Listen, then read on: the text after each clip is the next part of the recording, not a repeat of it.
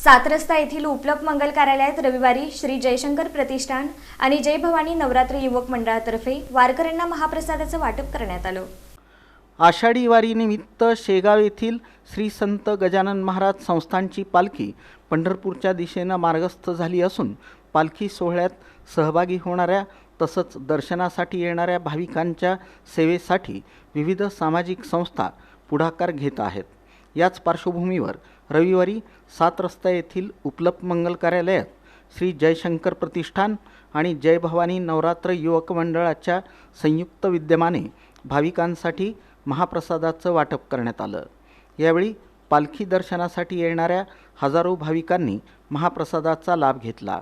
तसंच वारकऱ्यांसाठी अब्दुलपूरकर मंगल कार्यालयात निवास आणि महाप्रसादाचीही विशेष व्यवस्था करण्यात आली होती।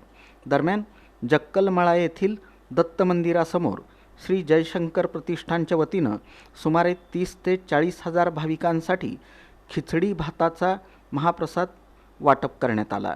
वारकऱ्यांची सेवा करण्याचं भाग्य लाभल्याचा आनंद असल्याचं प्रतिष्ठानचे अध्यक्ष रुपेश जक्कल यांनी सांगितलं।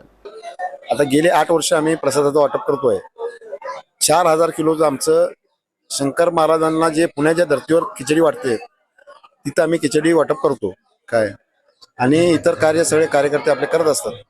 आणि 250 टी-शर्ट आम्ही या कार्यकर्त्यांनी शिवलेले आहेत आणि बायकांना 50 साड्या घेतलेल्या आहेत काय, आणि दरवर्षीप्रमाणे या वर्षी सुद्धा चांगला प्रतिसाद आहे।